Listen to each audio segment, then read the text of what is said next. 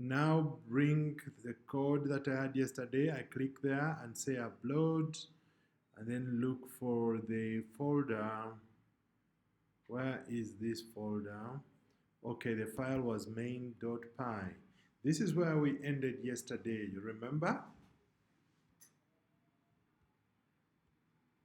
Do you remember this? Amy, can you hear me? Yes. Okay, great. Yes. So, I'm going to just do a recap of lists. Then we will try our assignment. I have the question of the assignment right here. Okay. I have the question of the assignment right here.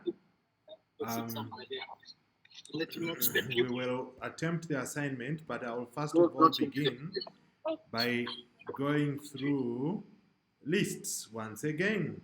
So we said instead of having one bucket that has a name, that has one name or names for one child or one pupil, we are going to have a bucket that contains a collection of members or items. So we call this bucket a list. A list is written with square brackets enclosing the members.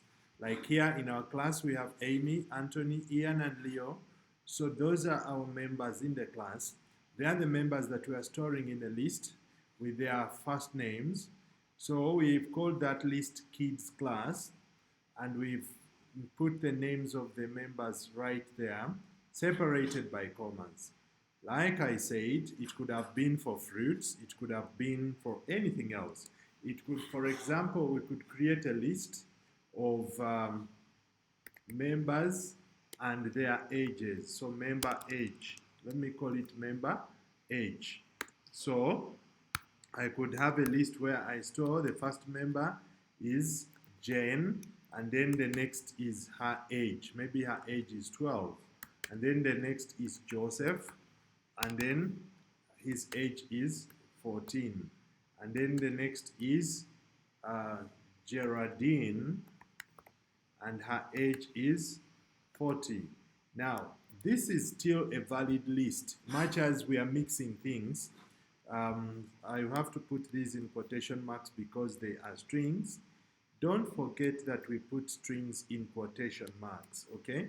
So much as we have string, integer, string, integer, string, integer, that is still a valid list. How do we tell that it is still a valid list? This is how we tell. We still try to find out the type. So we said you write their type, then you say, you put the name of the variable, member age. When you print the type of member age, it will tell you that it is type what? List, class list. So data types are called classes. That we will understand as we go along. For now, each time you run type on something, it will always tell you that it is class this, class that, class int, class list, class string. For example, when we had here a variable called name, and we had stored in name Amy Kisache, when we try to print type name, it will tell us name is class string, str is string. Now, if we put age and we put equals 11, that's an integer. If we print the type of age, it will tell us age is class int. Class int. Int stands for integer. So that if we want to know the type of data that is stored inside our bucket or inside our variable, what we do is we just do this type, then we put in brackets. It's a function also. Remember I said every time we write a word and then follow it with brackets, that word is a function. So other types of functions I talked about were methods like the string.lower, string.upper. For now, we want to know the type of the variable age. We just say type age, but because when we say type age, it will keep quiet. It won't tell us. It will work it out, but it won't tell us. If you just say type age and you run, nothing is going to come out on the screen because you have not told it to print. So if you want something to be printed here, whatever comes out of this function, if you want it to be out on the screen, you type print, then you put everything there in the brackets of print. So when you run it this time, you will now be able to see that it is class int. I am going back and forth on this concept of data types so that we get to understand that we keep different types of data in different variables. So you can have data stored in a variable when that data is a string, which is enclosed in quotation marks, or it could be an integer, which does not require quotation marks. It could as well be a list, yeah? So if I change and try to find out the type of data stored in kids class, it's going to tell me that what you've stored in kids class is a list. It is class list, okay? So that way, we can keep different types of data in different variables. There are certain variables where we keep strings. There are variables where we keep integers, lists. So a list is a collection of items. Now the items in that collection could also be of different data types. For example, the first list here, the items in that list are all strings. Amy, Anthony, Ian, and Leo. These are all strings. Then the items in this list of fruits are also all strings. Mango, apple, pineapple, and orange. And I said yesterday that the items in a list can be repeated.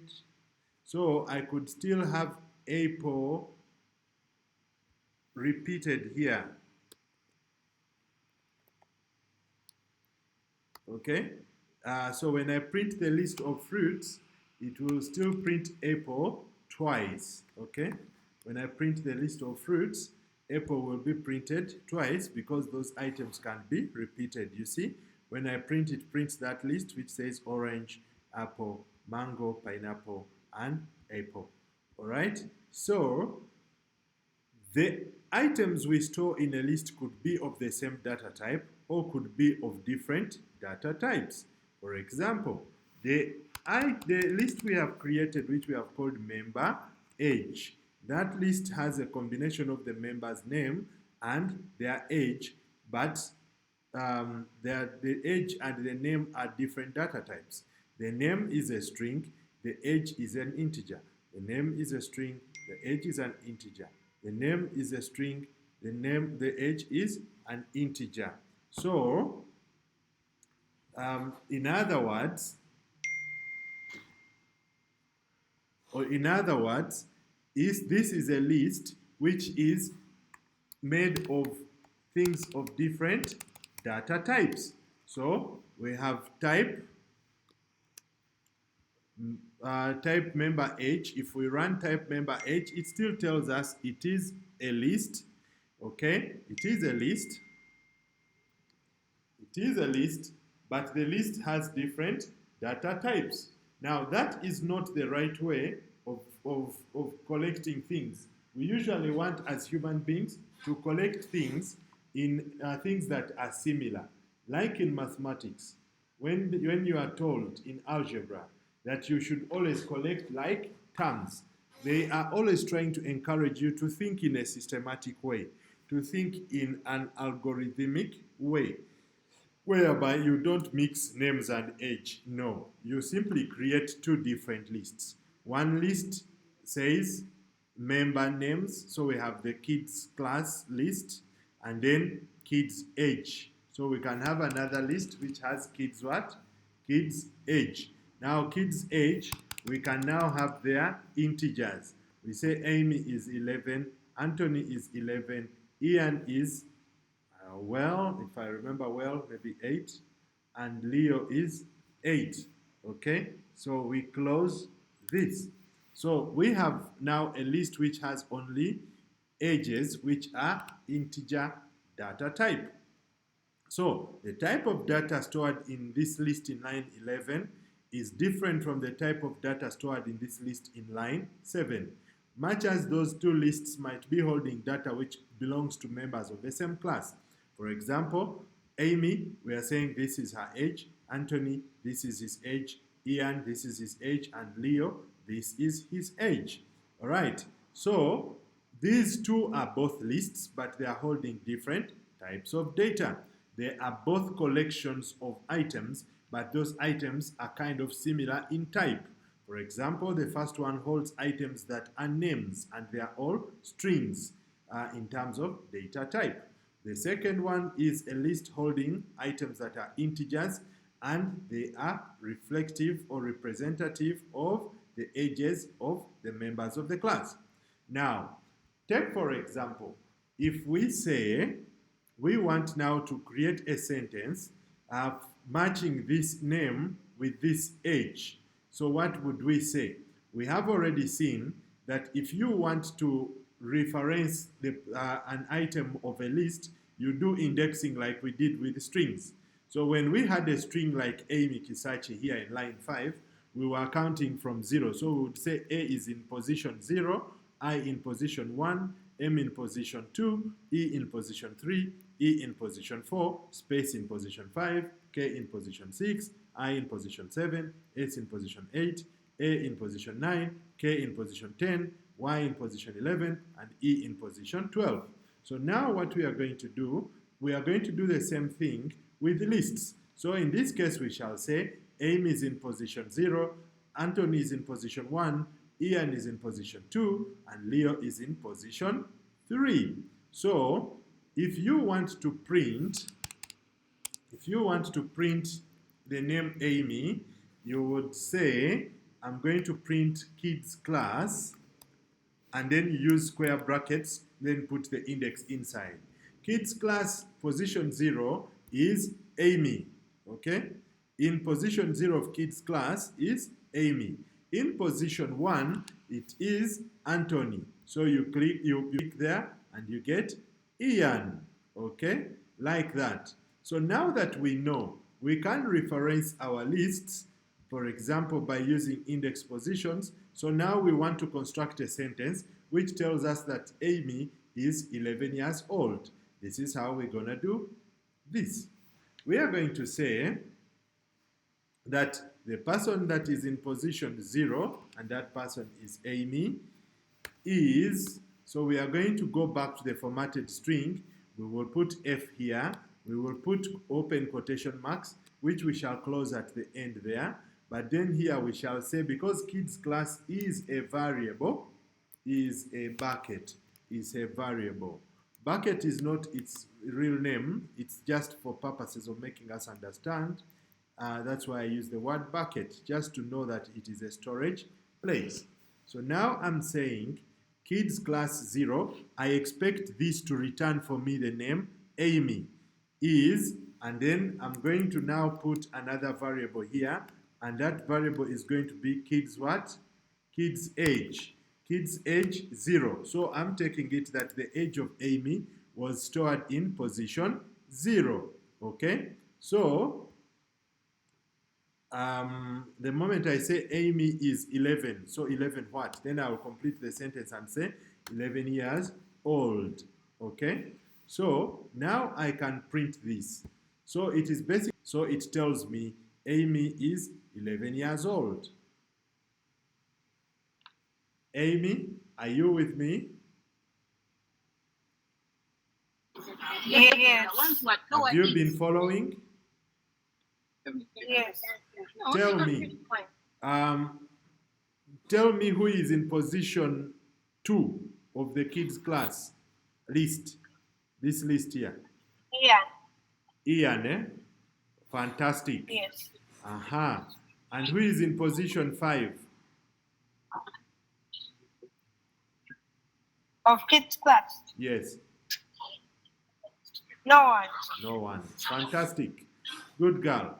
All right. So I want you now to write this code, and instead, after printing this line which says Amy is 11 years old, I want you to also print the age of Anthony, the age of Ian, and the age of Leo.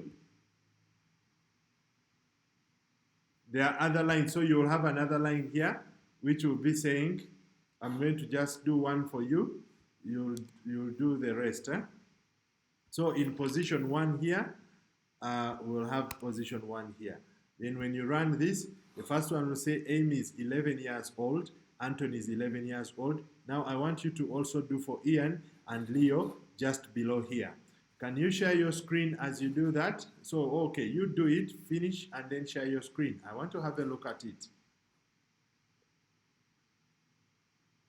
Okay? Yes. Yeah, good. All right, thank you.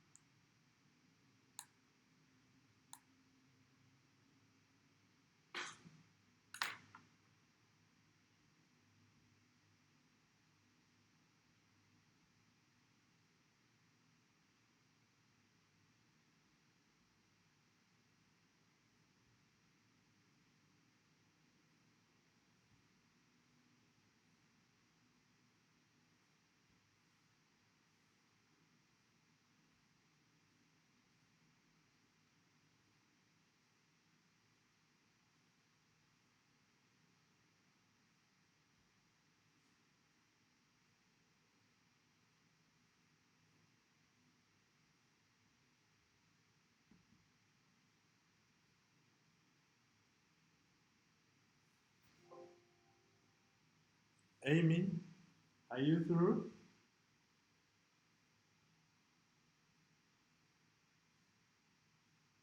Hello? Almost. Okay. Let me know when you're through. Okay.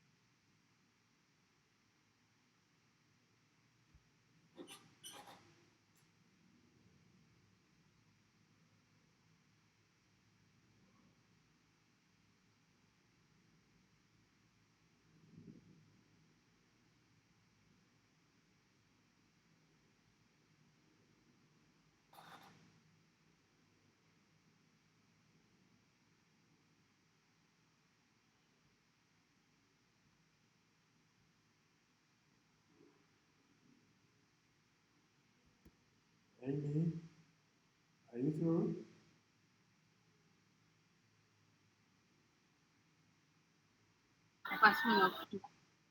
I just can't copy. Can you share your screen? Have you written up to line 14? Have you reached line 14? Yes. Photo. Okay, then share your screen and then I'll guide you, okay?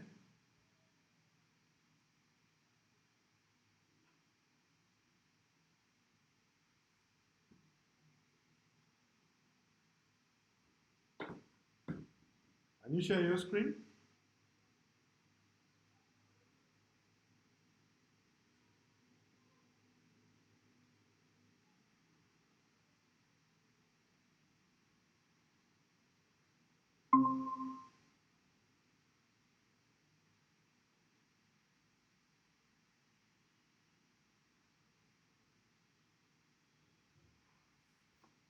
Let me stop mine.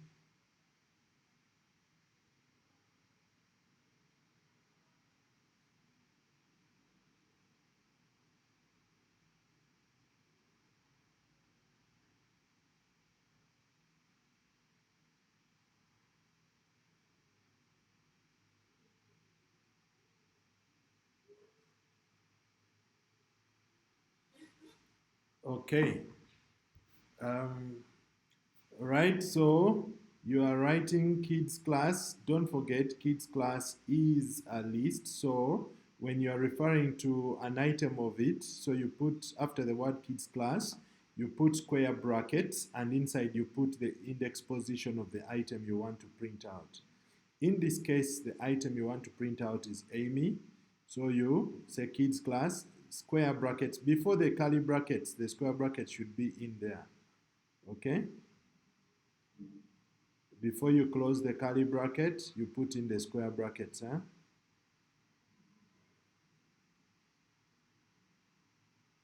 Uh-huh. Close the curly bracket. Uh-huh. Leave a space. Uh-huh. Then God is, uh-huh, leave a space. Then write, uh-huh, kids class, sorry, kids age 0. Uh-huh.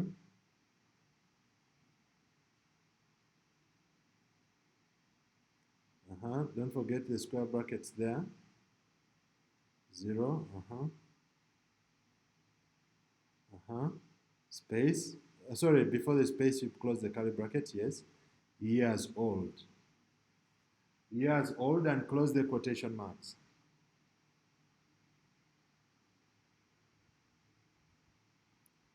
Close the quotation marks. Okay, fantastic. Now, run that fast before you copy it to do for the others. First run it and see, okay, it's perfect. Amy is 11 years old. So now copy it, reproduce it, and produce the ages of all the other 3 members of the class. All right?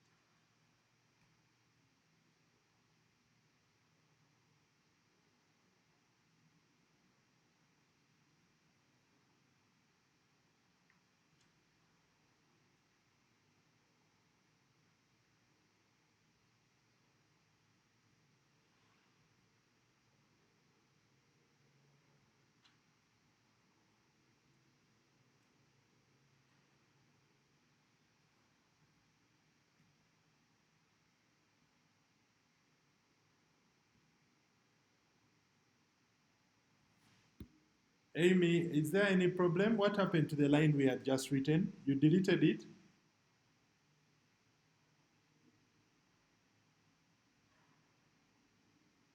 Amy? Are you there?